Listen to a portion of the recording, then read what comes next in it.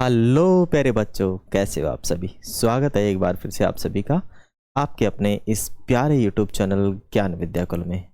प्यारे बच्चों, आज के इस सेशन में हम सीखने वाले हैं कि जो चैप्टर नंबर अपना है 8वां, और चैप्टर नंबर 8वां है जल की विविध अवस्थाओं की यात्रा।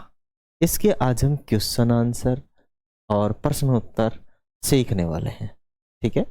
और मैं एक एक क्वेश्चन को अच्छे से आपको बताऊंगा, समझाऊंगा। कहीं भी कोई प्रॉब्लम हो तो आप लोग मुझे कमेंट कर सकते हैं, ठीक है।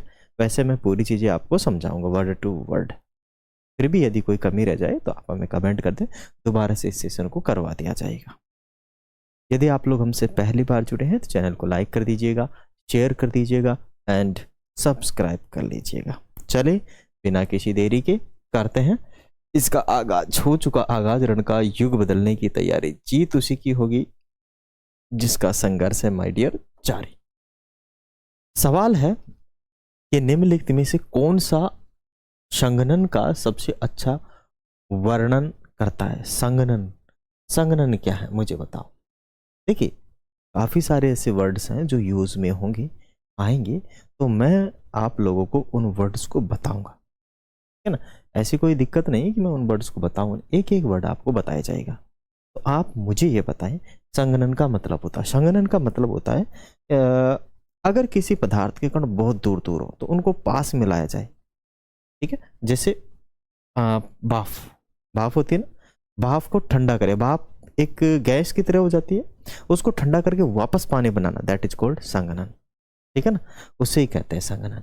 तो जल का वाष्प के रूप में परिवर्तन, देखो जल का वाष्प के रूप में परिवर्तन तो संभव नहीं, ये तो गलत बात है।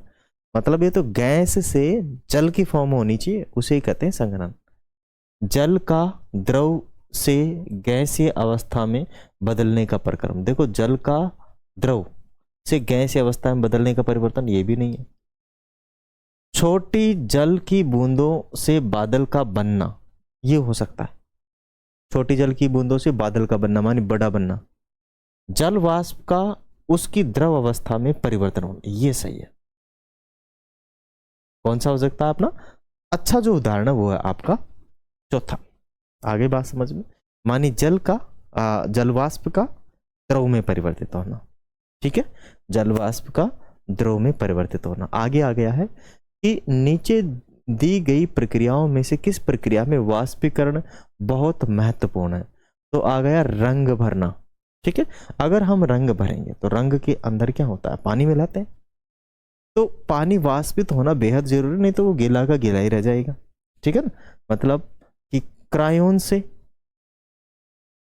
और पानी के रंगों से या एक्रिलिक रंगों से या पेंसिल के रंगों से, तो क्या आंसर होने वाला है, फटाफट से आंसर दो भाई। रंग भरना क्रायोन से, पानी के रंगों से, एक्रेलिक रंगों से और पेंसिल के रंगों से, तो ये आ जाएगा आपका 2 नंबर।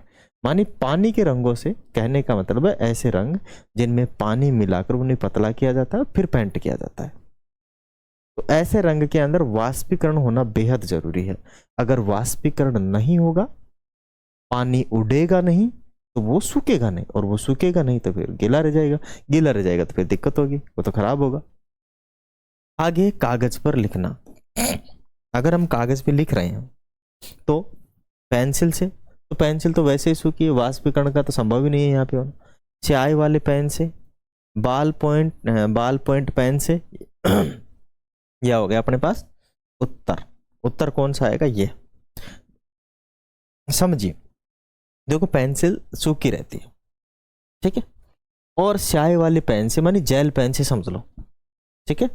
और बाल पॉइंट से, तो जो बाल पॉइंट वाली स्याही होती है तो वो तो बहुत कम स्याही छोड़ता है पहले, तो वो तो सूखी ही रहती है समझ लो, और कुछ टाइम के बाद बिल्कुल ड्राई हो जाती है। इस वाले के अंदर क्या होता है, पानी होता है इस स्याही में, ठीक है ना। तो ये स्याही सूखना बेहद जरूरी है, वेपोरेशन होना जरूरी है। आगे आ गया कि आजकल हमें कई जगह हरे रंग की प्लास्टिक की घास घास दिखाई देती है, और प्राकृतिक प्रकृति प्रकृति प्रकृति घास माने प्राकृतिक घास के आसपास का स्थान प्लास्टिक की घास के आसपास के स्थान में अधिक ठंडक लगता है? क्या आप तुलना लगा सकते हैं कि ऐसा क्यों? मानी प्राकृतिक घास के आसपास के स्थान प्लास्टिक घास के आसपास के स्थान में अधिक ठंडा लगता है।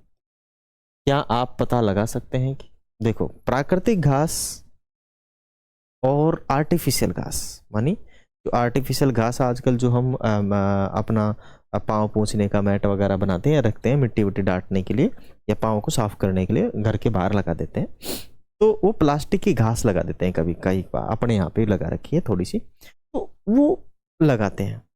तो मुझे एक बात बताओ, वो ठंडी रहेगी या फिर रियल जो घास रहेगी वास्तविक ठंडी रहेगी? तो रियल घास रहेगी। वो तो प्लास्टिक का, वो तो धूप पड़ेगी तो गर्म होगा, जबकि वो वाली घास गर्म नहीं होगी, वो उसे एब्जॉर्ब कर लेगी। ठीक है, क्या कर लेगी? एब्जॉर्ब। तो यही है कि प्राकृतिक घास से जल वाष्प के रूप में वाष्पीकृत होता है। जो प्राकृतिक घास है, नेचुरल घास है, चाहे नेचुरल पेड़ हो, तो उससे जल वाष्प, बहुत ज़्यादा गर्मी पड़ रही है तो जल वाष्प छोड़ेगा ठंडा करने के लिए, वातावरण को ठंडा बनाने के लिए। ठीक है, तो घास भी ज़्यादा वो छोड़ रहा है तो गर्मी पाकर वो क्या करेगी? जल वाष्प छोड़ेगी, जिससे कि ठंड बनी रहे। ठीक है, इसीलिए प्राकृतिक घास के आसपास का स्थान प्लास्टिक की घास के आसपास के स्थान की तुलना में अधिक ठंडा होता है। इसीलिए वो ठंडा रहता है, क्योंकि वो क्या करता है? वो छोड़ता है आपका नमी। जैसे आप लोग एक धूप में चलो और एक पेड़ के नीचे बैठ जाओ, और बहुत गर्मी वाली टाइम में भी पेड़ के नीचे बैठोगे तो बहुत ठंडा फील होगा। रीजन वही है कि वहां पर माय डियर क्या है? वहां पे वाष्पोत्सर्जन हो रहा है पेड़ के द्वारा। जल के अतिरिक्त अन्य द्रव पदार्थों के उदाहरण दीजिए। जल के अतिरिक्त मोम हो गया, तेल हो गया, घी हो गया, ये अन्य द्रव पदार्थ है जल के अतिरिक्त। ठीक है, जल के अतिरिक्त हो गए। आगे पंखे हवा को इधर उधर घुमाते हैं, इससे ठंडक महसूस होती है। हवा को क्या करते हैं? ये इधर उधर घुमाते हैं, इससे क्या होता है? ठंडक फील होती है। गीले कपड़ों को सुखाने के लिए पंखों का उपयोग विचित्र लग सकता है, क्योंकि पंखों की हवा वस्तुओं को ठंडा करती है, गर्म नहीं। सामान्यतः जब जल वाष्पित होता है तो उसे ऊष्मा की आवश्यकता होती है, और ठंडी वायु की नहीं। आप इस विषय में क्या सोचना है?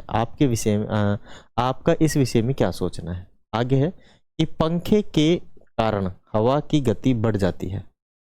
पंखे के कारण हवा की गति बढ़ जाती है, जिससे जल तीव्रता से वाष्पित होता है। जिससे जल तीव्रता से क्या होता है? वाष्पित होता है।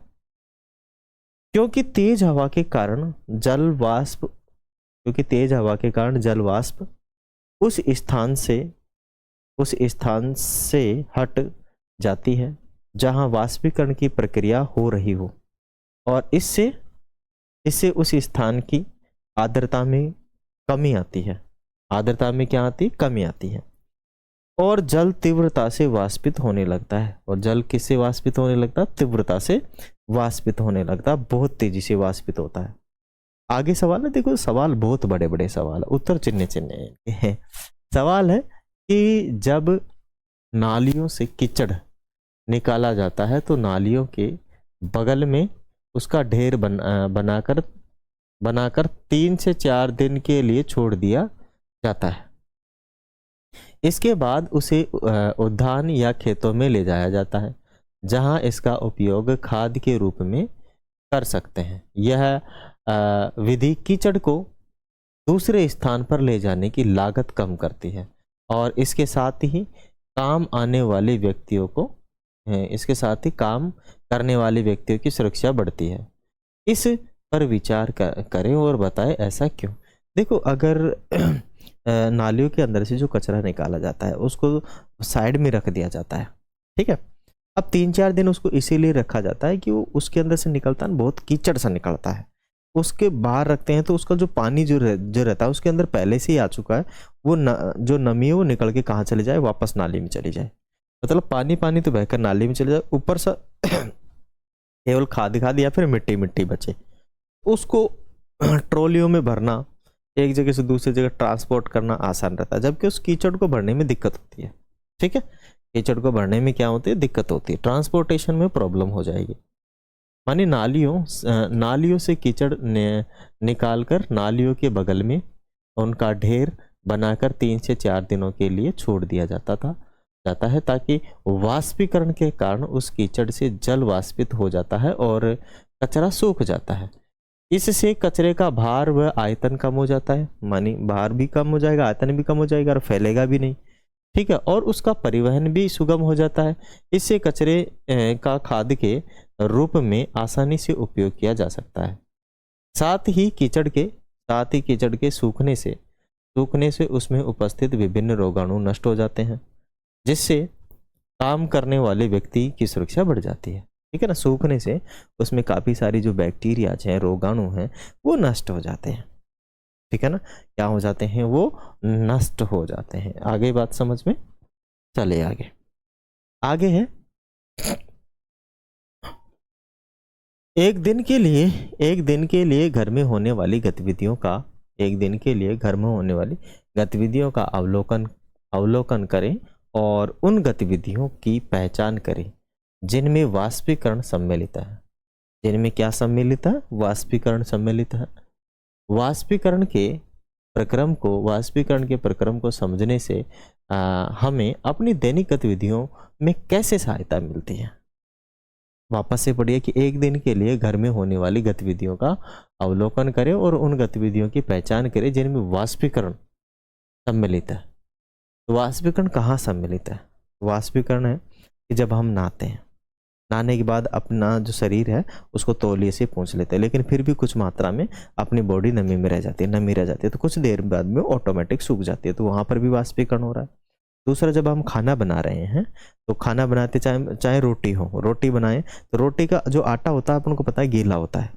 जब उसको हम बेल बाल के कहाँ पटकते हैं, तवे में पटकते हैं, तो उसमें से क्या होता है, तो सबसे पहले जो उसके अंदर पानी होता है वो उसको गर्म करके वाष्पित कर देता है। क्या कर देता है? गर्म करके वाष्पित कर देता है। ठीक है, बचा हुआ नीचे रखते हैं, फिर उसको, है ना, बची कुछ जो नमी रहेगी उसको नीचे रखते हैं बहुत ज़्यादा आग में, तो फुला देती है और अच्छा सेक देती है। ठीक है, और तो फालतू की जो नमी है वो हटा देती है। दूसरा, सब्जी बनाते हैं तो उसके अंदर भी देखो जब वो उबलता है तो वाष्प, पानी की वाष्प बन के उठ जाता है। तो काफ़ी सारे ऐसे एग्जाम्पल अपने डेली लाइफ में। तो घर में होने वाले गतिविधियों में जिनमें वाष्पीकरण शामिल है, पहला है कि कपड़ों का सूखना। बिल्कुल, हम जो कपड़ा धोएंगे तो वो भी सूखेंगे। मिट्टी के मटके में जल का ठंडा होना। पोंछा लगने पर फर्श सूखना। पोंछा लगा देते हैं, फर्श गीली हो जाती है, थोड़ी देर में वापस से सूख जाती है कि नहीं। आगे है गमले में डाले गए जल का सूखना आदि। वाष्पीकरण के प्रक्रम को समझने से हमें अपने दैनिक गतिविधियों में वाष्पीकरण की प्रक्रिया को धीमा या तीव्र करने की समझ विकसित हो गई है। ठीक है ना, यानी डेली लाइफ के अंदर कब हम पानी को ज़्यादा अपने को विकसित वो करना है, उड़ाना है, और कब अपने को कम वो करना है। जैसे अपने को उबालना है, पानी को कम करना है। जब हम चाय बनाते हैं तब भी ऐसा ही होता है। जब हम काढ़ा बनाते हैं तो बोला जाता है कि इसके अंदर जो आप जड़ी बूटियाँ डालोगे तो बोलो 4 गिलास पानी डालना। ठीक है, और इसे तब तक उबालना जब तक कि इसमें 1 गिलास पानी ना बच जाए। ठीक है, नीम गिलोय का भी समझ लो, चाहे किसी का भी काढ़ा समझ लो आप, तो ऐसा करते हैं। तो उसमें क्या किया जाता है? वाष्पीकरण किया जाता है। अब वाष्पीकरण में जड़ी बूटी कभी नहीं उड़ेगी, उसका उड़ता है केवल जो प्योर पानी होता है ना, वही भाप बन के उड़ता है। ठीक है, आगे चलिए। प्रकृति में जल ठोस अवस्था में किस प्रकार विद्यमान है? तो प्रकृति में जो जल ओले व हिम के रूप में ठोस अवस्था में पाया जाता है। ओले होता है ना, अपने ओले गिर जाते हैं। अभी बारिश का मौसम हुआ है और काफ़ी जगह पे ओले गिर गए, अभी कुछ समय की पहले की बात है, कुछ 2-5 दिन की बात है। हमारे राजस्थान में काफ़ी जगह इतने ओले पड़े हैं, है ना। तो ये सर्दियों की बारिश के अंदर ऐसा हो ही जाता है। जल हमारे अधिकार से पहले हमारी जिम्मेदारी है। इस कथन पर विचार करें। इस कथन पर क्या करें? विचार करें, जल हमारे अधिकार से पहले हमारी क्या है, जिम्मेदारी है। इस कथन पर आप क्या करेंगे, विचार करेंगे। तो चलिए करते हैं विचार कि हाँ, जल हमारे अधिकार से पहले हमारी जिम्मेदारी है, क्योंकि पृथ्वी पर उपलब्ध जल का केवल एक छोटा सा भाग ही पौधों, जंतुओं व मानव के उपयोग के लायक है। अधिकांश जल महासागरों में, जिसका उपयोग सीधे तौर पर नहीं किया जा सकता है। हम जल का उपयोग पीने के अलावा अन्य विभिन्न गतिविधियों में भी करते हैं। जनसंख्या बढ़ने के कारण जल का उपयोग करने वाले लोगों की संख्या भी बढ़ रही है। जल की इस बढ़ती मांग के कारण विश्व के कई स्थानों पर जल की कमी हो रही है। जल की क्या हो रही है, कमी हो रही है। साथ ही जल प्रदूषण के कारण भी इसकी उपयोगी मात्रा में कमी आ रही है। और इसीलिए यह हमारी जिम्मेदारी है कि हम सभी जल का बुद्धिमानी से उपयोग करें और उसे व्यर्थ होने से बचाएं। ठीक है, जल का क्या करें, बुद्धिमानी से उपयोग करें और उसे व्यर्थ होने से क्या करें, बचाएं। ओके, तो हमें बचाना तो पड़ेगा। ठीक है, हमें क्या करना पड़ेगा, बचाना पड़ेगा। आगे चलिए। धूप में खड़े दुपहिया वाहन की सीट गर्म हो जाती है, आप उसे ठंडा कैसे करेंगे? माने धूप में खड़े दुपहिया वाहन की जो सीट है वो गर्म हो जाती है, आप उसे ठंडा कैसे करेंगे? तो धूप में खड़े दुपहिया वाहन की गर्म सीट पर थोड़ा जल छिड़क कर उसे ठंडा कर सकते हैं, क्योंकि इससे जल का वाष्पीकरण होगा। इससे जल का क्या होगा, वाष्पीकरण होगा, और शीतलन प्रभाव के कारण सीट ठंडी हो जाएगी। शीतलन प्रभाव के कारण क्या हो जाएगी, सीट ठंडी हो जाएगी। ठीक है, आगे है बहुचयनात्मक प्रश्न। क्या बातें समझ में आ रही है प्रॉपर आपके, बढ़िया तरीके से? थोड़ा सा मैंने क्या है कि फोकस ज़्यादा बढ़ा दिया है, हो सकता है थोड़ा फोकस बढ़ा दिया है थोड़ा सा, एक मैंने इसमें ट्यूबलाइट और लगा दी है, तो क्लियरिटी तो आपको अच्छी दिख रही है, लेकिन मुझे तकलीफ हो रही है आंखों में, तो मुझे चश्मा यूज़ करना पड़ेगा, अभी काम चल पाएगा, अन्यथा नहीं चल पाएगा। चलिए, जल सामान्यतः कितनी अवस्थाओं में पाया जाता है? 3। ठीक है, जल मानी द्रव हो गया, फिर द्रव से बर्फ बन जाएगा, है ना? तो बर्फ जिसे हम कहेंगे ठोस अवस्था में, और गैस, 3 अवस्था में मिलता है। ठीक है, मानी जलवाष्प, बर्फ और पानी, तीनों अवस्थाओं में मिलता है अपना जल। ठीक है, कितनी अवस्था में मिलता है? 3 अवस्था में।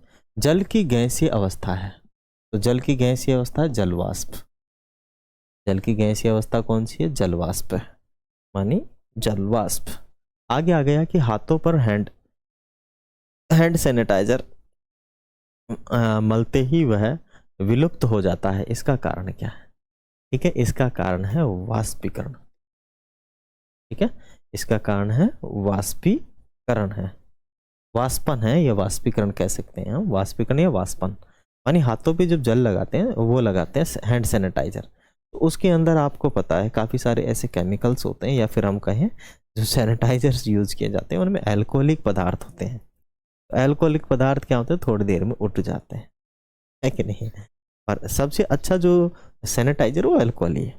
ठीक है, अगर किसी भी घाव पर को साफ किया जाता है तो अल्कोहल डाला जाता है उस पर, जितने भी उस पर बैक्टीरिया आए हुए होते हैं सबको किल कर देता है वो। ठीक है, आगे चलिए। जल वाष्प के द्रव अवस्था में परिवर्तन की प्रक्रिया क्या कहलाती है? जल वाष्प मानी वाष्प का जो वाष्प है, वाष्प का किसमें परिवर्तन होना? जल में परिवर्तन होना, जल में या फिर द्रव अवस्था में आना, तो यही होता है आपका संघनन। कहते हैं इसे, क्या कहते हैं? संघनन। ठीक है ना, इसे क्या कहते हैं? संघनन कहते हैं इसी प्रोसेस को। तो संघनन, हिमीकरण, वाष्पीकरण, पिघलना ना, संघनन होता है आंसर। आगे आ जाएगा वायु में आर्द्रता जल की कौन सी अवस्था के कारण होती है? वायु में आर्द्रता, आर्द्रता का मतलब होता है नमी, तो जल की गैस अवस्था के कारण होती है। इस अवस्था के कारण होती है, गैस अवस्था के कारण होती है, या फिर कहें हम वाष्प के कारण होती है। बारिशों के दिनों में जल के हवा के अंदर आर्द्रता ज़्यादा पाई जाती है, मानी हवा में नमी ज़्यादा पाई जाती है। कभी कभार सांस लेने में तकलीफ होती है जिन लोगों को ऐसी प्रॉब्लम हो, ठीक है, सफोकेशन होने लगता है, सांस लेने में प्रॉब्लम होने लग जाती है, तो वो वाला सिस्टम हो जाता है, ठीक है ना। आगे चलिए, निम्न में से कौन सा पदार्थ ठोस, द्रव व गैस तीनों अवस्थाओं में प्रदर्शित करता है? समझिएगा कि निम्न में से कौन सा पदार्थ ठोस, द्रव एवं गैस तीनों अवस्थाएं प्रदर्शित करता है? तो ठोस, द्रव और गैस, तो मोम भी ठोस, द्रव, गैस तीनों में हो जाएगा, तेल भी और घी भी, ठीक है। ये सभी उपयुक्त सभी तीनों अवस्थाओं को क्या करते हैं? प्रदर्शित होते हैं, तीनों अवस्थाओं में दिखते हैं। द्रव से ठोस अवस्था में परिवर्तन होने के प्रक्रम को क्या कहते हैं? अगर अपने पास द्रव है, द्रव से किस में बदल रहा है? ठोस में बदल रहा है, ठोस में बदल रहा है, तो इसका मतलब क्या हो रहा है? इसका मतलब द्रव से ठोस में जा रहा है, तो इसे हम कहते हैं हिमकरण। क्या कहते हैं? हिमकरण कहते हैं भाई, ठीक है। क्या कहते हैं? हिमकरण। संघनन नहीं कहेंगे, हिमकरण कहेंगे, ठीक है ना। क्या कहेंगे? हिमीकरण, हिमीकरण, हिमीकरण कहेंगे। क्या कहेंगे? हिमीकरण कहेंगे। क्या बात प्रॉपर समझ में आ रही है? क्या सही से दिख रहा है? बिल्कुल हिमीकरण दिख रहा है प्रॉपर, नो प्रॉब्लम, है ना। हिमीकरण हो रहा है। आगे चलिए, आगे आपका है कि जल को फ्रीजर में रखने पर वह कौन सी अवस्था में परिवर्तित हो जाता है? तो वो हो जाता है ठोस अवस्था में, ठीक है। फ्रीजर, फ्रीजर का मतलब आपको पता है, फ्रिज के अंदर जो होता है ऊपर की तरफ, फ्रिज के अंदर जो ऊपर की जगह होती है, यहाँ छोटा सा ये डब्बा, इसी को ही फ्रीजर बोलते हैं। ऊपर ही रखा जाता है क्योंकि संवहन धाराएं इधर ही ज़्यादा बहती है ना, तो इसीलिए ऊपर। तो इसके अंदर क्या, पानी अगर हम रख दें तो बर्फ में तब्दील हो जाता है, कन्वर्ट हो जाता है, तो उसे बोलते हैं ठोस। ऊपर का जो भाग होता है इसे फ्रीजर कहते हैं, यही होता है फ्रीजर, ठीक है ना। क्या होता है? फ्रीजर,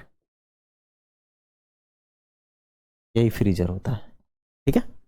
आगे चले, निम्न में से कौन सी परिस्थिति वाष्पीकरण की प्रक्रिया को प्रभावित करती है? यानी कौन सी ऐसी परिस्थिति है जो वाष्पीकरण की प्रक्रिया है उसको प्रभावित करेगी? तो कौन सी है? संपर्क का क्षेत्र, नमी, हवा की गति, उपयुक्त सभी। वाष्पीकरण की दर को प्रभावित करेगी, तो संपर्क क्षेत्र, ठीक है, संपर्क क्षेत्र भी बिल्कुल प्रभावित करेगा, कम है या ज्यादा है, नमी भी और हवा भी, मानी उपयुक्त सभी। क्या आएगा? उपयुक्त सभी आएगा। आगे बात समझ में, चले आगे। पौधे पर ओस की बूंदें किस प्रक्रिया के कारण बनती है? पौधे पर ओस की बूंदें किस प्रक्रिया के कारण बनती है? पौधे पर ओस की बूंदें किस प्रक्रिया के कारण बनती है? तो पिघलना, हिमीकरण, संघनन या वाष्पन? तो संघनन के कारण बनती है। किसके कारण बनती है? संघनन के कारण, क्योंकि हवा के अंदर पानी की नमी होती है। रात में मौसम ठंडा हो जाने पर वह नमी पौधों के पत्तों पर क्या हो जाती है? संघनित हो जाती है या बूंदों के रूप में परिवर्तित हो जाती है। आगे आ गया कि वायु में जल वाष्प की मात्रा को आर्द्रता कहते हैं, ह्यूमिडिटी कहते हैं। क्या कहते हैं? आर्द्रता, आर्द्रता, आर्द्रता, ठीक है। ह्यूमिडिटी इंग्लिश में कहते हैं ह्यूमिडिटी। क्या कहते हैं उसे? इंग्लिश में कहते हैं ह्यूमिडिटी। गर्म करने पर बर्फ पिघलकर, गर्म करने पर बर्फ पिघलकर द्रव अवस्था में परिवर्तित हो जाता है। किस अवस्था में? द्रव अवस्था में, द्रव अवस्था में परिवर्तित हो जाती है। ठोस के द्रव अवस्था में परिवर्तन होने के प्रक्रम को, माने ठोस के द्रव अवस्था में परिवर्तन होने के प्रक्रम को, ठोस के द्रव अवस्था में परिवर्तन होने के, ठोस से द्रव अवस्था में, ठोस से द्रव अवस्था में परिवर्तन होने के प्रक्रम को पिघलना कहते हैं। क्या कहते हैं? पिघलना, पिघलना, पिघलना, पिघलना कहते हैं। क्या कहते हैं? पिघलना कहते हैं, पिघलना। आगे आ गया है वाष्पीकरण से, वाष्पीकरण से, इससे वाष्पीकरण से प्रभाव उत्पन्न होता है। तो वाष्पीकरण से क्या प्रभाव उत्पन्न होता है बताओ। वाष्पीकरण से क्या प्रभाव उत्पन्न होता है, फटाफट से बताओ मेरे को, मेरे दिमाग में आइडिया नहीं आ रहा। वाष्पीकरण से प्रभाव उत्पन्न होता है, क्या प्रभाव उत्पन्न होता है?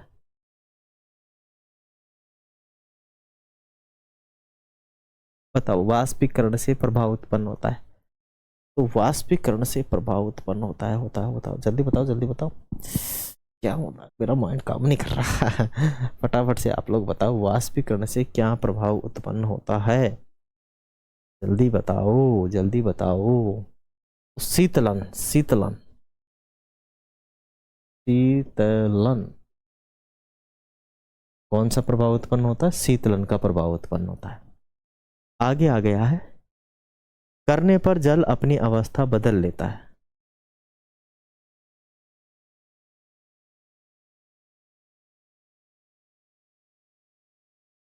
क्या आएगा बताओ? करने पर जल अपनी अवस्था बदल लेता है। तापन,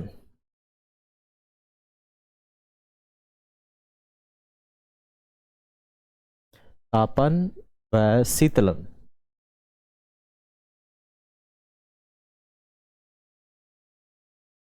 तापन व शीतलन करने पर जल अपनी अवस्था बदल लेता है। ठीक है, बिल्कुल। गर्म करेंगे तो गैस में बन जाएगा, मानी वाष्प बन जाएगा। ठंडा करेंगे, शीतलन करेंगे तो ठोस में बदल जाएगा। ठीक है ना।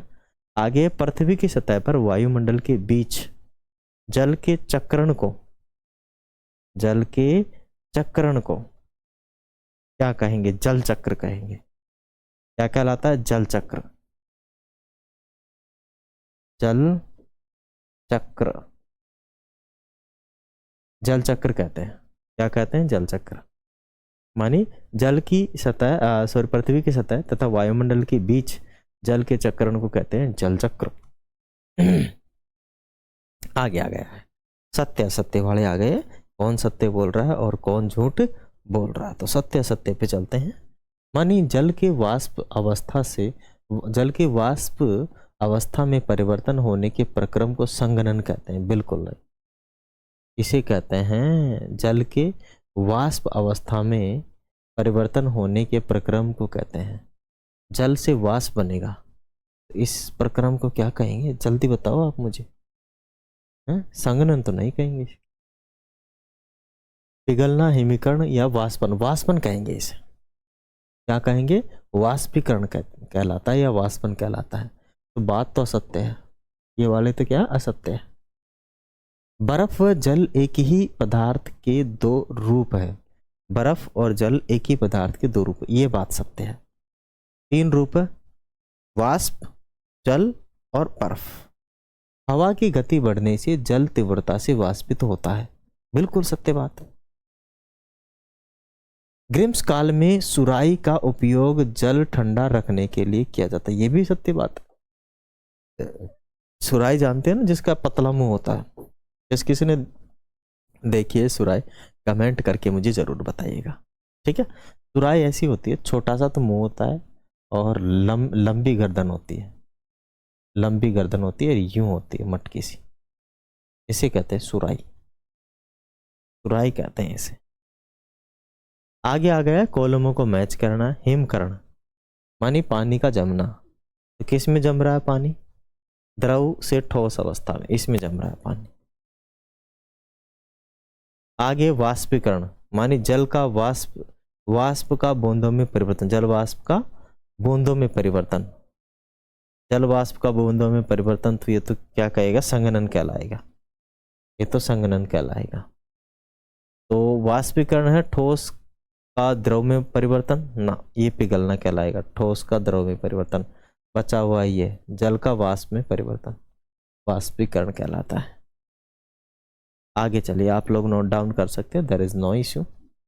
If you want to write, you can pause the video and write the everything, okay? And if you want to um,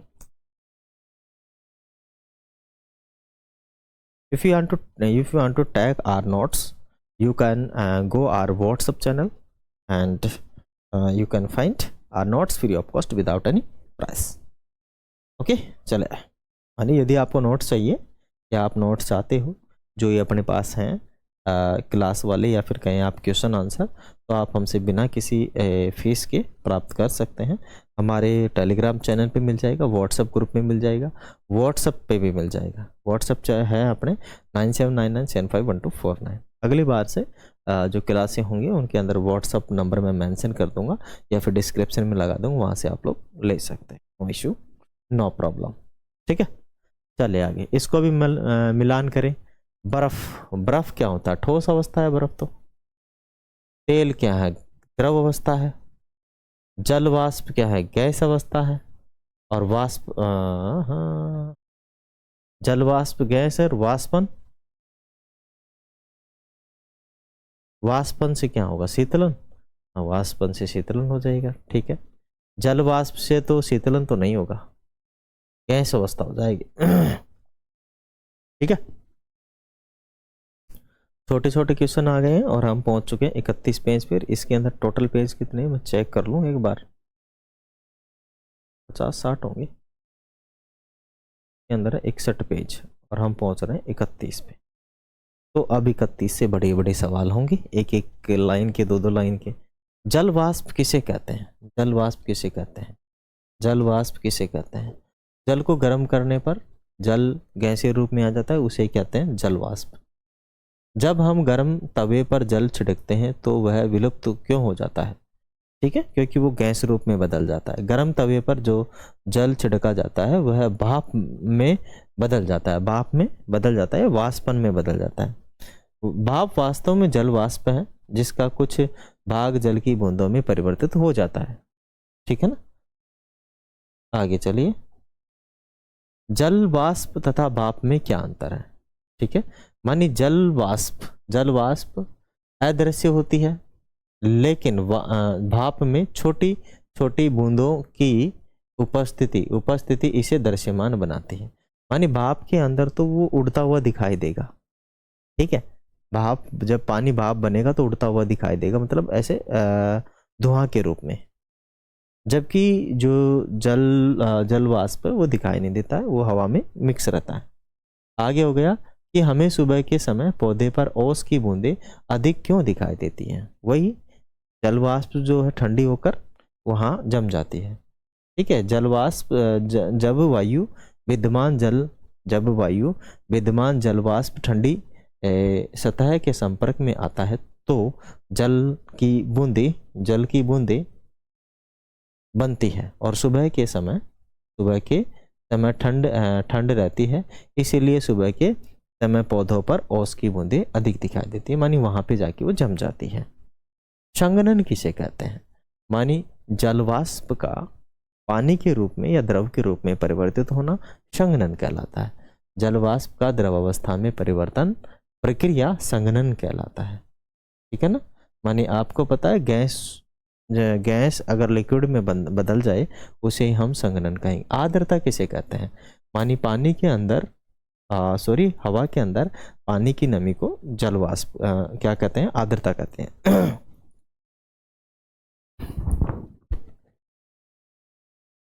थोड़ा सा पानी पी लो, पानी पीते रहना चाहिए।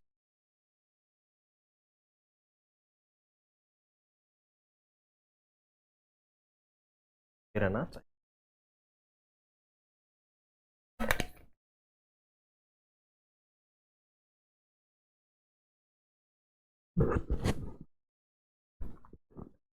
राधे राधे। चले आगे। वायु में जलवाष्प की मात्रा क्या कहलाती है? आर्द्रता कहलाती है, नमी, जिसे ह्यूमिडिटी कहते हैं इन इंग्लिश में। मानी कांच के गिलास में ठंडा जल डालने पर गिलास की बाहरी सतह पर जल की बूंदें क्यों दिखाई देती है? ठीक है, अगर कांच के गिलास में हम ठंडा पानी डाल देंगे, क्या डाल देंगे? ठंडा या बर्फ डाल देंगे समझो, तो जो बाहरी सतह होगी गिलास की, उस पर भी हमें काफ़ी सारी जल की बूंदें थोड़ी देर में दिखाई दे जाएगी। ऐसा तो नहीं है कि कांच के अंदर से जो पानी वो निकल के बाहर चला गया ना, बिल्कुल नहीं बात। बाहर हवा के अंदर जो पानी की नमी है वो इकट्ठा होकर उस पर क्या हो जाती है, स्टोर, वो हो जाती है, ठंडा हो जाती है। ठीक है, मानी जल वायु में जल वाष्प के रूप में उपस्थित रहता है, और जब वायु से जल वाष्प कांच के गिलास की सतह के संपर्क में आती है तो संघनन के कारण कांच के गिलास पर जल की बूंदों में परिवर्तन हो जाता है। मैंने यही कहा कि हमारी वायु के अंदर पानी की नमी है। किसकी नमी है? पानी की नमी है। बारिश के मौसमों में ज्यादा हो जाती है, डबल तिबल हो जाती है। ठीक है, तो बिना बारिश के मौसम, चाहे गर्मी के अंदर भी आप जो एक गिलास है उसके अंदर आप ठंडा पानी डाल दीजिए। यदि आप ठंडा पानी वहां पे डाल देंगे तो उसके बाहर की जो सतह होगी ना, उसमें जो हवा के अंदर, क्योंकि हवा उससे आके टकराएगी तो उसमें जो नमी है वो वहीं रह जाएगी, चिपक जाएगी संघनन के कारण, और बूंदे दिखाई देने लग जाएगी। आप रसोई घर में प्रवेश किए बिना भी खाना पकाने की गंध का अनुभव कर सकते हैं। यह गंध हम तक कैसे पहुंचती है? तो ऐसा इसीलिए है कि स्वादिष्ट खाना पकने की सुगंध वायु के माध्यम से फैलती है। किसके माध्यम से फैलती है? वायु के माध्यम से फैलती है। इसके माध्यम से फैलती है, वायु के माध्यम से फैलती है, और हमारी नाक तक पहुंचती है। और कहाँ तक पहुंचती है? अपनी जो नाक है ना, वहां तक पहुंचती है।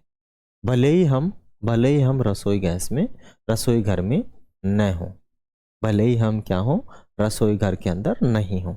ठीक है, आगे आ गया पिघलना किसे कहते हैं?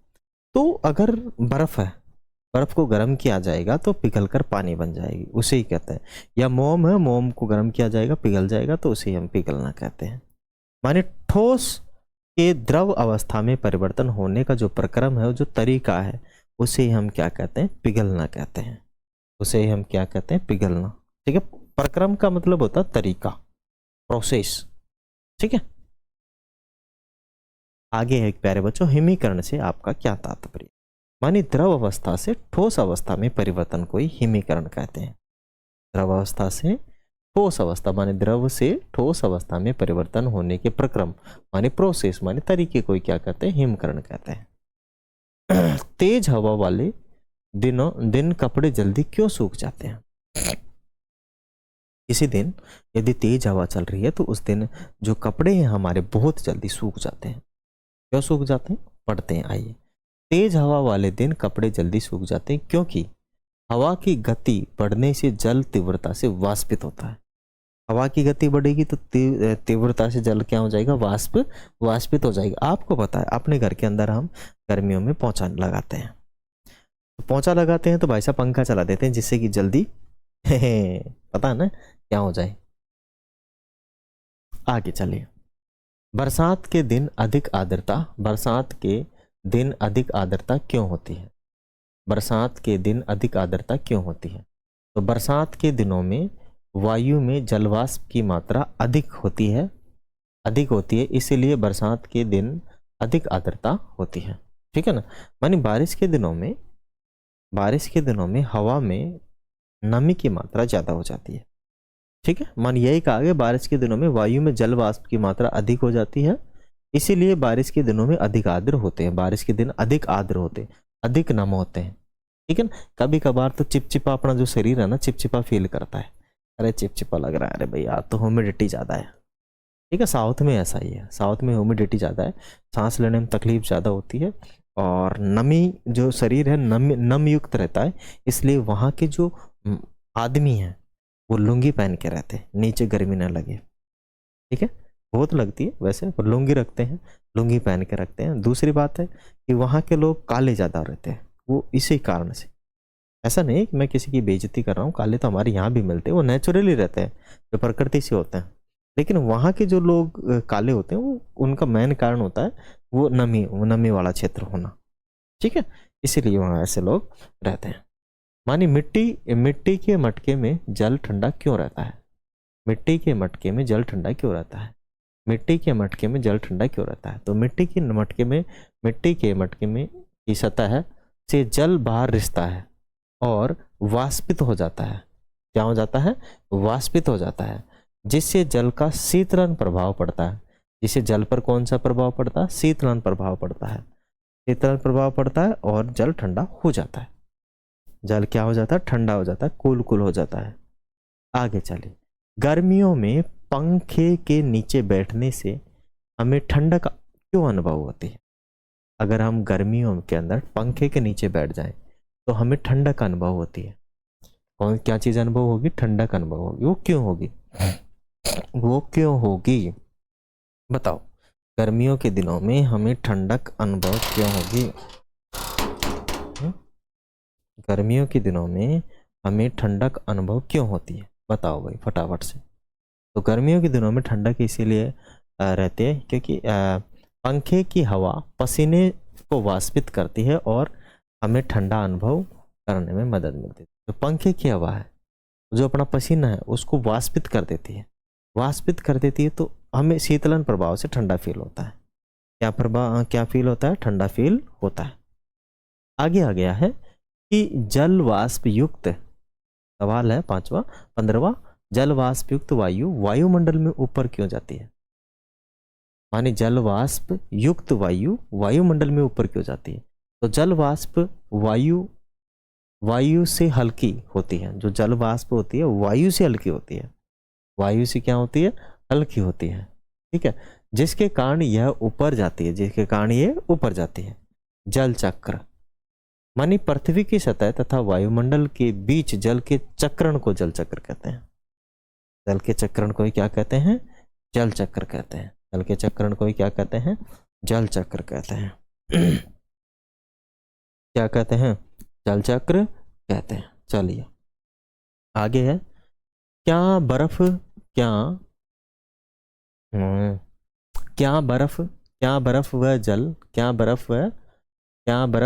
जल एक ही पदार्थ है? क्या बर्फ व जल एक ही पदार्थ है? समझाइए। क्या बर्फ व जल एक ही पदार्थ है? समझाइए। हाँ, हम कह सकते हैं हाँ, बर्फ व जल एक ही पदार्थ के दो रूप है। क्या है? दो रूप है। इन रूपों को अवस्थाएं भी कहा जाता है। इन रूपों को क्या कहा जाता है? अवस्थाएं भी कहा जाता है। क्या कहा जाता है? इन रूपों को अवस्थाएं भी कहा जाता है। जल की ये विभिन्न अवस्थाएं अपने व्यवहार में कई अंतर रखती हैं। अपने व्यवहार में अलग अलग अंतर रखती है। जल बहता है, बर्फ नहीं। जल छलकता है, बर्फ नहीं। जल लिक्विड होता है और बर्फ ठोस होती है। जल से आदमी की लगेगी नहीं, बर्फ की फेंक के मारोगे तो लग जाएगी। ठीक है, चले आगे है, वाष्पीकरण किसे कहते हैं? उदाहरण दीजिए। वाष्पीकरण किसे कहते हैं? उदाहरण देना है। क्या देना है भाई? उदाहरण। ठीक है ना, तो उदाहरण दे देंगे, क्या दिक्कत है। मानी जल के वाष्प अवस्था में परिवर्तन होने की जो प्रक्रिया है उस प्रक्रिया को ही कहते हैं वाष्पीकरण। ठीक है, वेपराइजेशन। क्या कहते हैं? वेपराइजेशन कहते हैं। उदाहरण के लिए गीले कपड़े, पोंछे लगे फर्श, शरीर के पसीने सुखाना इसके उदाहरण है। इसके क्या है भाई? उदाहरण है। आगे आप लोग नोट डाउन कर लेंगे। आगे है, जल की विभिन्न अवस्थाएं कौन सी है? जल की है वो विभिन्न अवस्थाएं कौन सी है? तो जल एक ऐसा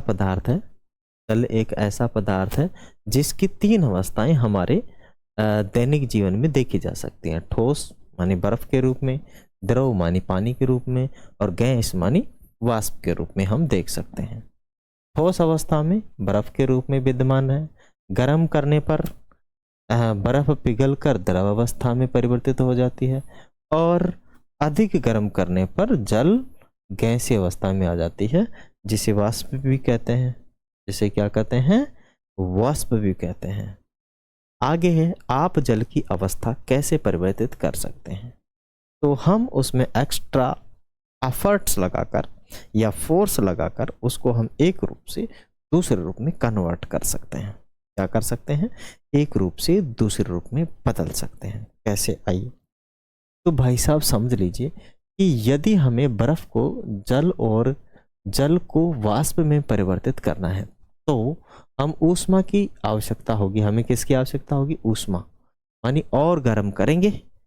यदि हम जल को बर्फ में परिवर्तन करना है तो हमें क्या करना पड़ेगा, जल को ठंडा करना पड़ेगा, ठंडे वातावरण, जैसा कि हिमकरण यंत्र जो रेफ्रिजरेटर या फ्रिज में रखकर ऐसे किया जा सकता है। जल जम जाता है, क्या हो जाता है, जम जाता है, बर्फ में परिवर्तन हो जाता है और बर्फ बाहर निकालने पर पिघल जाती है और पिघल जाने पर किस में परिवर्तित हो जाता है, जल में परिवर्तित हो जाता है। तो इस प्रकार से हम क्या कर सकते हैं, जल को एक रूप से दूसरे रूप में परिवर्तन कर सकते हैं बिना किसी प्रॉब्लम के, टेंशन के, है कि नहीं। क्या आपकी बात समझ में आ रही है कि जल को एक रूप से दूसरे रूप में परिवर्तित कर सकते हैं या नहीं कर सकते हैं, बताओ मेरे को फटाफट से। ठीक है, मैं 1 मिनट देख लेता हूं कि भाई अपने अभी कितने कितने कितने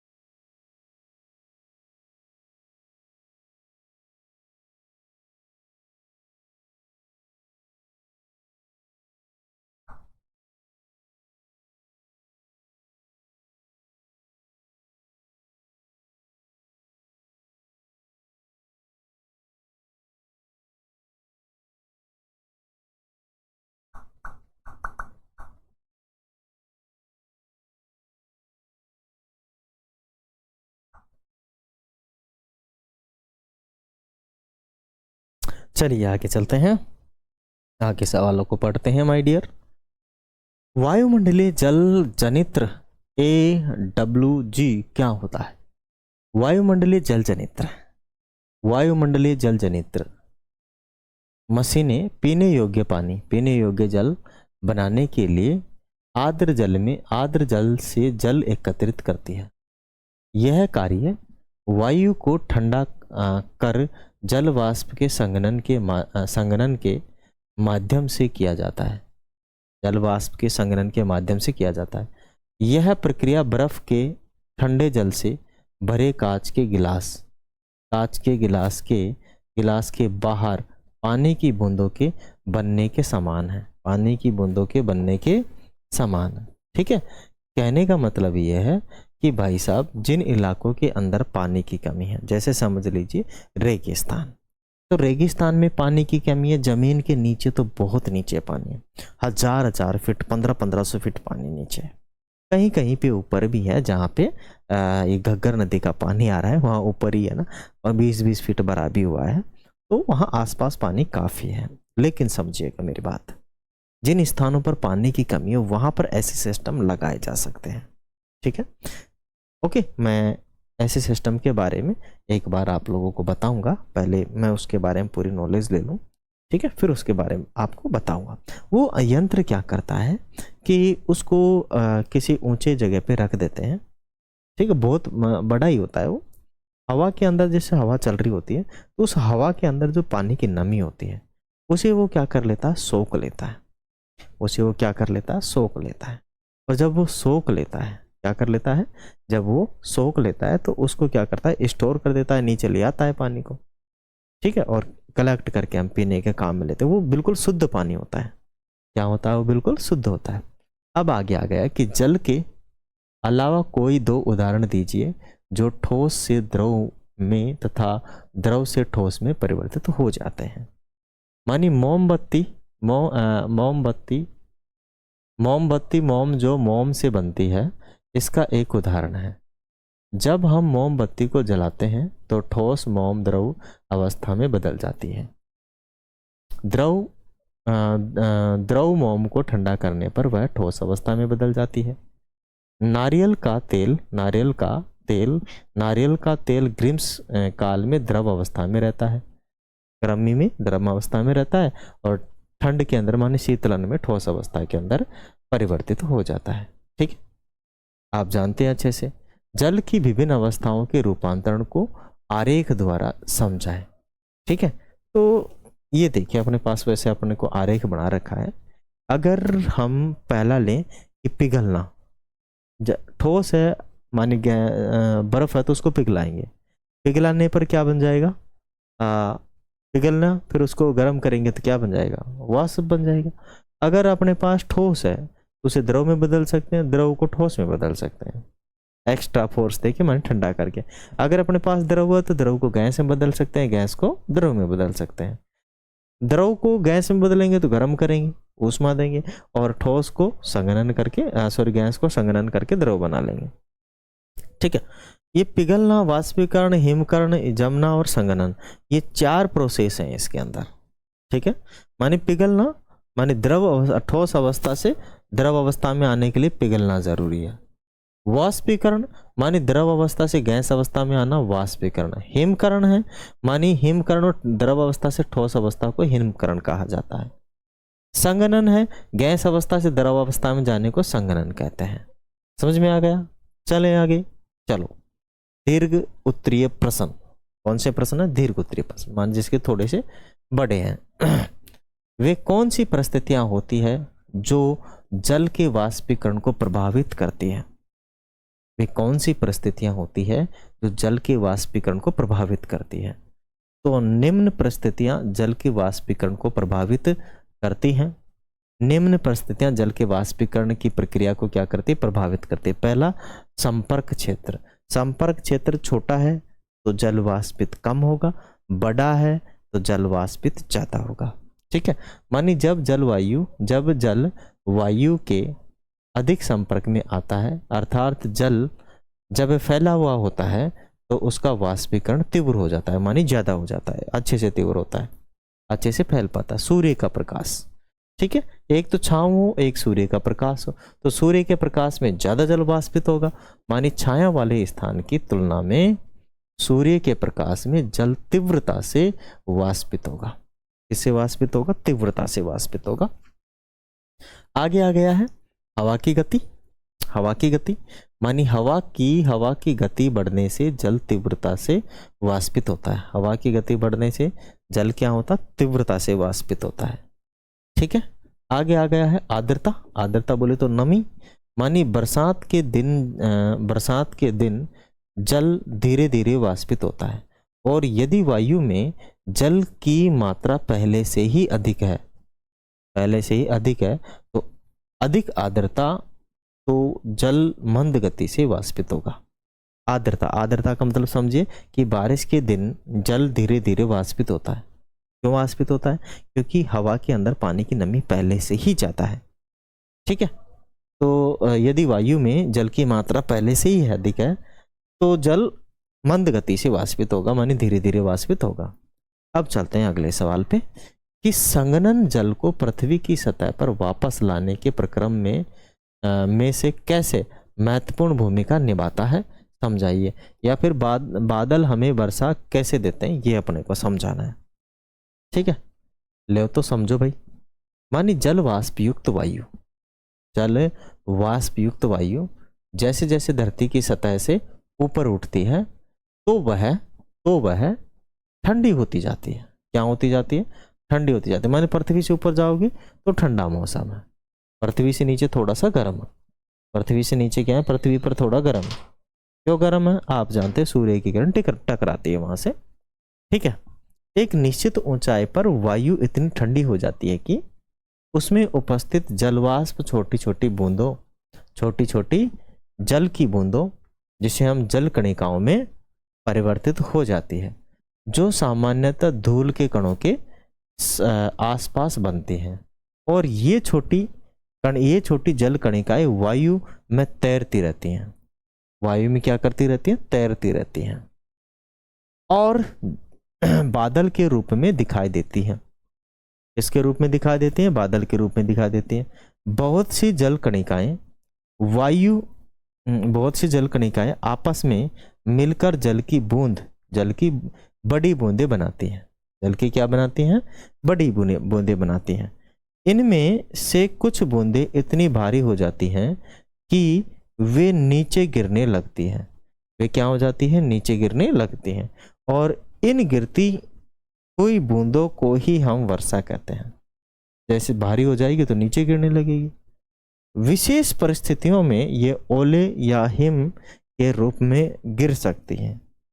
विशेष परिस्थितियों में मानी ठंड के दिनों में हम कहें तो ओले या फिर बर्फ के रूप में गिर सकते हैं।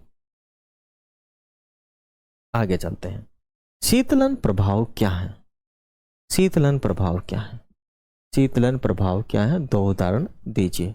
मानी जब जल किसी सतह से वाष्पित होता है तो वह सतह बाहरी वातावरण की तुलना में थोड़ी ठंडी हो जाती है। इस प्रभाव को शीतलन प्रभाव कहते हैं। इस प्रभाव को क्या कहते हैं, शीतलन प्रभाव कहते हैं। क्या कहते हैं इस प्रभाव को, शीतलन प्रभाव कहते हैं। दैनिक जीवन में शीतलन प्रभाव को निम्न उदाहरणों से समझाया जा सकता है। मिट्टी के मटके में जल ठंडा रहता है क्योंकि जब जल मटके की सतह से बाहर रिसता है, रिसता का मतलब है बाहर निकलता है, क्योंकि मिट्टी का होता है तो उसमें से थोड़ा थोड़ा जल बाहर निकलता रहता है और वाष्पित हो जाता है। और क्या हो जाता है, वाष्पित हो जाता है, जिससे जल पर शीतलन प्रभाव पड़ता है। जिससे जल पर किसका प्रभाव पड़ता है, शीतलन का प्रभाव पड़ता है। जल ठंडा हो जाता है और जल क्या हो जाता है, ठंडा हो जाता है। ग्रीष्म काल में बर्फ और छत को ठंडा करने के लिए उन पर जल का छिड़काव इसका एक अन्य उदाहरण है। ठीक है ना, इसका क्या है, एक अन्य उदाहरण है। जल का क्या कर दिया जाता है, छिड़काव कर दिया जाता है इस पर, फर्श पर, जिससे कि वो ठंडा हो सके। अब आगे आ गया अपने पास निम्नात्मक प्रश्न आ गया। ठोस, द्रव और गैस अवस्थाएं, गैसीय अवस्थाओं में जल के गुणों में क्या क्या अंतर हैं, समझाएं। तो सबसे पहले आ जाएगा अपने पास ठोस अवस्था, जिसे हम बर्फ कहते हैं। जिसे हम क्या कहते हैं भाई, बर्फ कहते हैं। माने ठोस या बर्फ या ठोस अवस्था अपना आकार बनाकर रखती हैं, चाहे उसे किसी भी पात्र में रखा जाए, जबकि जल उसी पात्र का आकार ले लेता है जिसमें उसे डाला जाता है।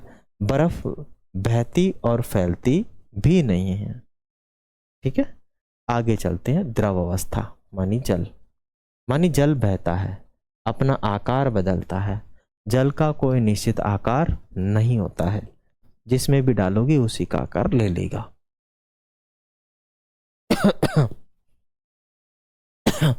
यह जिस पात्र में रखा जाता है उसी का आकार ले लेता है, लेकिन जल का आयतन स्थिर रहता है।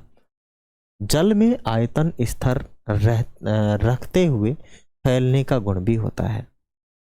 गैसीय अवस्था या जलवाष्प, यानी जलवाष्प समस्त उपलब्ध स्थान में फैल जाने का गुण प्रदर्शित करती है। गैस निश्चित आकार धारण नहीं करती है, जबकि वाष्प सामान्य ताप पर भी विद्यमान रहती है। हालांकि यह हमारे लिए अदृश्य है, यह हमारे आसपास की वायु में विद्यमान है। गैस जो रहती है हमारे आसपास की वायु में क्या रहती है, विद्यमान रहती है, अभी भी अपने आसपास है। ठीक है, हवा के अंदर थोड़ी नमी की मात्रा भी होनी चाहिए, जिससे कि हमें सांस लेने में अपने जो फेफड़े हैं वो नम रहे। ठीक है, ज़्यादा नम भी नहीं होने चाहिए और ज़्यादा सूखे भी नहीं होने चाहिए। जल चक्र को आरेख बनाते हुए समझाएं। तो जल महासागरों और पृथ्वी की सतह, मानी जल महासागरों और पृथ्वी की सतह से जल वाष्प के रूप में वाष्पित होकर वायु में जाता है। वर्षा, ओले तथा हिम के रूप में वापस लौटता है। अंत में बहकर महासागरों में चला जाता है। जल के इस प्रकार के चक्रण को ही हम क्या कहते हैं, जल चक्र कहते हैं। इसका आगे अपने पास डायग्राम है। ठीक है, देखो फाइनली जलों का पहुंचना रहता है महासागर में, झीलों में और जमीन के अंदर, ठीक है, भूजल के अंदर। और कहाँ तक पानी की प्रकृति है, नीचे आना, तो पानी आएगा नीचे, ठीक है, भले ही कितना ही ऊपर जाके उड़ जाए आएगा नीचे, बोले पानी नीचे गिरेगा, पानी की प्रकृति है। तो अब देखो सबसे पहले पानी भूमि पर रहेगा, भूमि पे क्या हो सकता है, भूजल मानी झील हो सकती है, नदी हो सकती है, महासागर हो सकते हैं। इससे भी वाष्पित होगा, इससे भी वाष्पित होगा, नदी से भी वाष्पित होगा, इसके अंदर रहेगा तो भी थोड़ा बहुत वाष्पित हो जाता है। जल वाष्प बनेगा कहाँ जाएगा, बादलों में, और फाइनली तीनों रूप में, कभी वर्षा के रूप में, तो कभी हिम के रूप में, तो कभी ओले के रूप में आएगा नीचे, फिर बह बह के जाएगा, वही पृथ्वी पे गिरेगा और गिर के कहाँ जाएगा, किसी झील में, किसी नदी में, किसी महासागर में, और फिर वापस आएगा यहीं पे सारा चक्रण करके। यही पूरा जो प्रोसेस है दैट इज कॉल्ड जल चक्र। पॉइंट टू पॉइंट कूलर बनाने की प्रक्रिया का सचित्र वर्णन कीजिए। सॉरी, पॉट टू पॉट है ना, पॉइंट टू पॉइंट नहीं, पॉट टू पॉट माने बर्तन से बर्तन। कूलर बनाने की प्रक्रिया का वर्णन कीजिए, मानी गमलों का उपयोग, गमलों का मानी गमलों का उपयोग गमलों का उपयोग करके पोर्ट टू पोर्ट कूलर अग्र प्रकार बनाया जा सकता है। भिन्न भिन्न आकार के दो मिट्टी के गमले लेते हैं, अलग अलग आकार के हम क्या करते हैं, दो मिट्टी के गमले लेते हैं, और बड़े गमले के निचले हिस्से को रेत की एक परत से भर देते हैं, ठीक है। छोटे गमले को बड़े गमले के बीच में रखते हैं। चित्र देखो, मैं समझा देता हूँ, यहीं पे चित्र में दिखा के मैं समझा देता हूँ, ठीक है। सबसे पहले अपने को बड़ा गमला लेना है, ये बड़ा गमला हो गया, ठीक है। और इस बड़े गमले के अंदर थोड़ी सी यहाँ पे रेत डाल देनी है, डाल दी रेत, फिर इसके अंदर ही एक दूसरा गमला रख देना है, क्या कर देना, दूसरा गमला रख देना है, ठीक है। अब दूसरे गमले के अंदर भी चारों तरफ क्या भर देनी है, रेत भर देनी है, क्या भर देनी है, रेत भर देनी है। रेत के बाद से आप क्या डाल दोगे, थोड़ा सा पानी डाल दोगे, क्या डाल दोगे, पानी डाल दोगे ठीक है, पानी डाल दोगे। तो जैसे ही आप पानी डाले, बस अब ये क्या बन के तैयार हो गया, आपका कूलर बन के तैयार होगा। अब इसमें आप क्या कर सकते हैं, इसमें आप सब्जी स्टोर कर सकते हैं, है ना, ये ठंडा रहेगा, क्या रहेगा, ये ठंडा रहेगा, इसमें आप सब्जी यूज कर सकते हैं, सब्जी रख सकते हैं बिना किसी प्रॉब्लम के। अब ये किसका काम करेगा, अब ये आपका एक फ्रिज का काम करेगा, इसका काम करेगा, ये आप फ्रिज का काम करेगा, बिना किसी प्रॉब्लम के आप आसानी से इसके अंदर क्या कर सकते हैं, रख सकते हैं, ठीक है समझ में आ गया। चले आगे चलते हैं, आगे अपने पास कि जल की अवस्थाओं में परिवर्तन के दौरान होने वाले विभिन्न प्रक्रियाओं के बारे में समझाइए। तो देखो क्या क्या हो सकता है, एक तो जल वाष्प हो सकता है, मानी जल को गर्म करने पर प्राप्त जो प्रक्रम है उसे हम जल वाष्प कहते हैं, ठीक है। मानी जल की वाष्प अवस्था में परिवर्तन होने की प्रक्रिया को वाष्पीकरण या वाष्पन कहते हैं, और वाष्पीकरण की प्रक्रिया कमरे के सामान्य तापमान पर भी लगातार होती रहती है।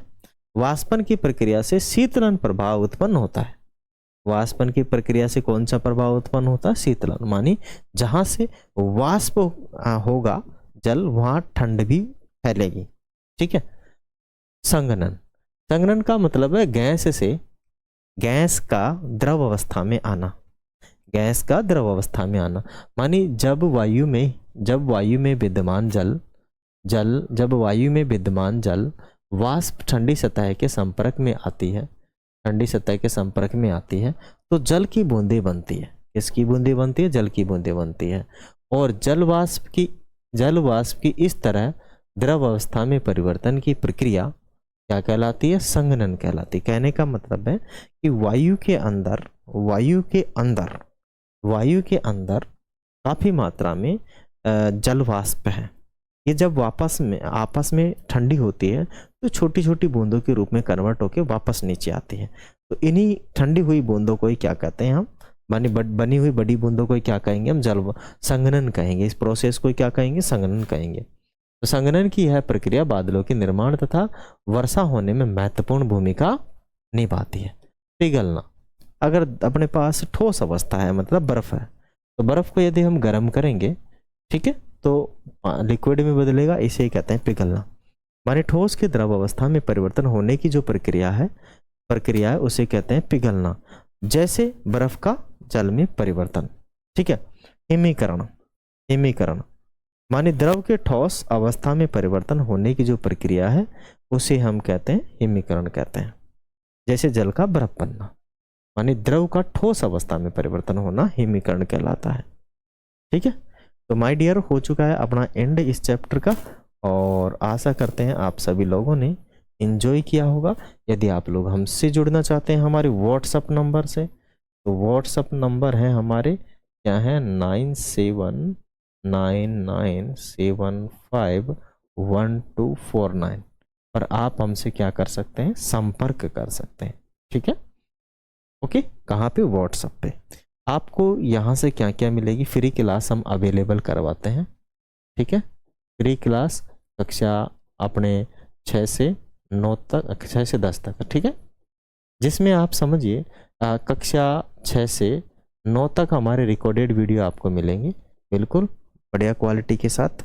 Voice quality, video quality and content quality एक नंबर की प्रोवाइड करवाते हैं आप लोगों को। ठीक है, और 10th की क्लास रिकॉर्डेड भी मिलेंगे आपको, और लाइव क्लास भी मिलेगी। कौन सी मिलेगी? लाइव क्लास भी आपको अवेलेबल रहेगी। ठीक है, हमारी जो लाइव क्लास है आप लोगों को मिलने वाली है वो 1 अप्रैल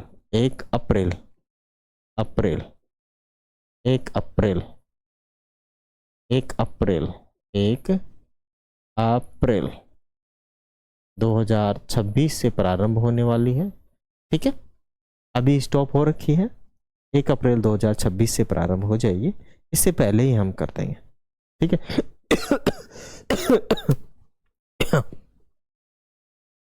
जैसे ही 9th की क्लासें खत्म होती है हम हमारी क्लासें लगाना प्रारंभ कर देंगे। ओके, चलिए चलते हैं। तो आज के लिए तो इतना ही, फिर मिलेंगे अगले वाली वीडियो में। इससे पहले यदि आप लोग हमसे पहली बार जुड़े हैं तो चैनल को लाइक, शेयर एंड सब्सक्राइब जरूर करें। Thank you, thanks for watching. जय हिंद, वंदे मातरम।